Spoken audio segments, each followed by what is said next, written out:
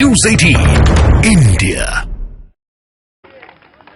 जी अरे हाँ जी हाँ जी, कहाँ से आना हुआ? जम्मू कश्मीर से डिस्ट्रिक्ट डोडा डिस्ट्रिक्ट डोडा से। से धारा 370 हटी है। हाँ। हम जम्मू कश्मीर वासियों के भाग उदय हो गए।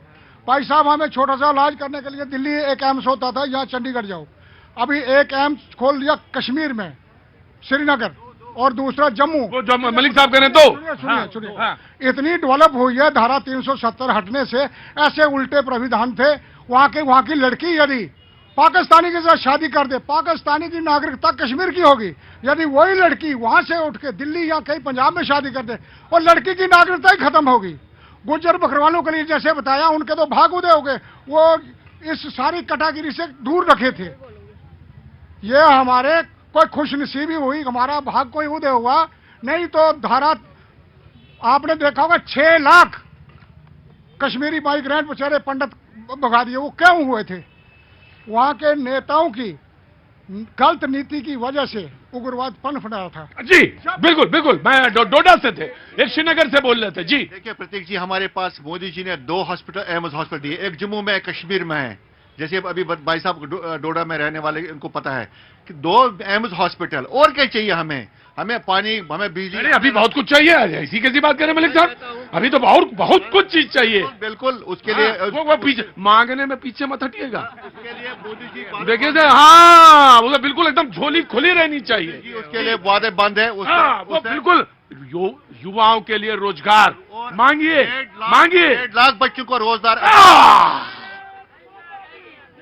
बस मैं आया जी। देखिए मोदी जी, जो हम कह रहे हैं ना 10 साल इनके अन्याय के साल, क्यों? क्योंकि जो सबसे बड़ी इंडस्ट्री होनी चाहिए बहुत सारी। मैं अक्सर ही बात कहता हूँ। मोदी जी के जो 9 साल रहे वो बेमिसाल रहे, इनको पता ही नहीं है। मैं कह रहा हूं कि आप इंडस्ट्री मांगिए, इंडस्ट्री जितनी आएंगी रोजगार आएगा। Letter reply. कहानी किताबें लिखी जाएंगी जब 10 साल की, तो उसमें लिखा जाएगा अन्याय से शुरू होकर अन्याय तक, खत्म तक। क्यों कह रही हूं मैं? देखिए, जो सबसे बड़ी संस्था संसद, वहां पर विपक्ष के लिए दरवाजे बंद कर दिए गए हैं। 146 के करीब जब संसद को सस्पेंड कर दिया गया, वहां पर हम बेरोजगारी का मुद्दा डिस्कस करना चाहते थे, वहां पर हम महंगाई का मुद्दा डिस्कस करना चाहते थे। वो संसद, राष्ट्रीय मंच बंद कर दिया गया है मोदी सरकार के द्वारा।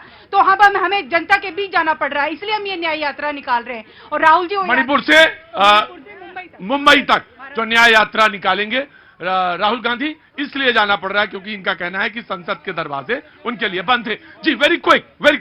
सर, मैं ये कहना चाहता हूं कि विपक्षी दल से 2 लाइनें कि मोदी विरोध में इतने ये डूब चुके हैं, इनको देश का ख्याल नहीं, इनको हिंदू धर्म का अपने ख्याल नहीं, इनको कोई किसी चीज का ख्याल नहीं। ये इतना एक देश के अगेंस्ट राहुल गांधी बाहर जाके बोलते हैं, देश के अगेंस्ट। भाई देखिए प्लीज,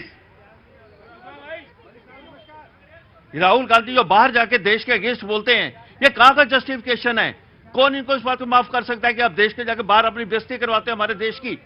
कुछ कहीं तो आपको एक स्तर अपना मेंटेन करना जी, एक स्तर मेंटेन करना होगा। मैंने कहा था आम आदमी पार्टी। जी देखिए, बिल्कुल न्याय हुआ है नीरव मोदी के साथ।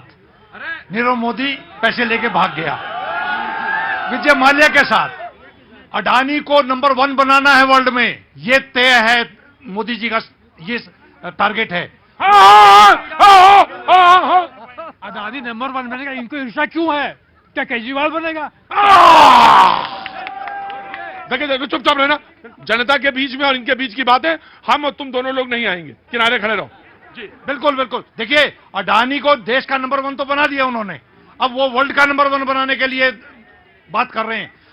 तय है देश के अंदर आज क्यों युवा बेरोजगार बैठे हैं, क्यों लखपति करोड़पति देश की नागरिकता छोड़ रहे हैं, ये चिंता की बात है। देश में मैं मानता हूं कि राम मंदिर बन रहा है, बहुत अच्छी बात है।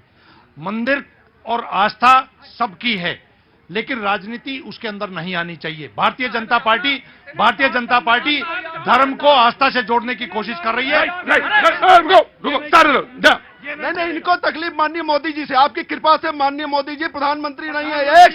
आप शांत रहिए, आपके बीच में नहीं बोला। 140 करोड़ भारतीयों के परिवार ने आशीर्वाद दे के उनका अपना मुखिया बनाया है। और भारत जिधर जिधर जाएगा, शुभ काम जहां जहां होगा, आगे आगे मोदी जी चलेंगे, पीछे पूरा भारत 140 करोड़ का परिवार चलेगा। आपकी तकलीफ ये है कि अन्याय हो रहा है। मनीष सिसोदिया, अभी कल जो है अदालत ने फैसला सुनाया, आपके दो नेता संजय सिंह, मनीष सिसोदिया को जमानत देने से इनकार कर दिया। 3 साल से जेल में है भ्रष्टाचार के आरोप में। पौवा बेचने का आरोप था भ्रष्टाचार का, उसके आरोप में जेल में। कल कोई इस तरह की हियरिंग नहीं है, मैं अपडेट कर देता हूं। लेकिन ये जाति जो है ये नहीं सहन करेगा। बिल्कुल मैं बिल्कुल जी। केजरीवाल जी बताओ ना, आप राम मंदिर की बात करते हो, केजरीवाल जी को क्या जरूरत थी बोलने की? मेरी नानी कहती है मेरा श्री राम किसी के मस्जिद तौर पे नहीं बनेगा। यह धर्म की राजनीति नहीं थी। हम शाहीन बाग के साथ करें, और आपने तो मंदिर से टैक्स लेकर इमामों को सैलरी दिया है। हज हाउस बनाए आपके। शाहीन बाग हिंदुस्तान में नहीं है क्या? शाहीन बाग दिल्ली में नहीं है क्या? ये हमारा इंडिया नहीं है क्या? भारत में हिंदुओं को प्रताड़ित किया गया। ये धर्म की राजनीति कर रहा गया, हिंदुओं को प्रताड़ित किया गया। नहीं, हिंदुओं को प्रताड़ित किया गया, उसको भारत में सदस्यता मिलनी चाहिए। आपने विरोध किया। शाहीन बाग क्या था? सच्चाई बताओ। आज जो है अमीर और गरीब के बीच खाई बढ़ गई है, और ये रिपोर्ट ऑक्सफैम की कहती है 1% सिर्फ 1% लोगों के पास 40% संपत्ति है। सवाल यहाँ इसलिए हम बार बार अडानी पर सवाल पूछते हैं, क्योंकि ये रिपोर्ट जिस तरीके की एनसीआरबी की रिपोर्ट किस तरीके से आ रही है, ऑक्सफैम की रिपोर्ट आ रही है, सारी रिपोर्टों में ये फेल है, इसलिए बार बार। अरे अदालत में अडानी का मामला, हिंडनबर्ग, सारे मामले अदालत में गए, अदालत ने खारिज कर दिया। आप किस लिए चिल्ला रहे हैं? अदालत को नहीं मानते, संविधान को नहीं मानते। उसी अडानी के साथ आप माइंस की डील करते हैं, उन्हीं अडानी के साथ आप पोर्ट्स की डील करते हैं, तब अडानी याद नहीं आता। नेशनल हाईवे का पैसा आप खा गए, तब आपको देश की संपत्ति याद नहीं आती है। डीएफ का पैसा आप खा गए, तब देश की संपत्ति याद नहीं आती है। आपने पूरे घोटाले किए, तब देश की संपत्ति नहीं आती है। ये इन लोगों की विडंबना है कि इनको समझ कम है और इनको बस भाषण। देखिए, ये भी बताता हूँ कि नोटबंदी जो लाइन में लगा करके इतने लोग मर गए और उससे निकला कुछ नहीं, आखिरी में सब कुछ खत्म। 2000 का नोट भी वापस ले लिया, 1000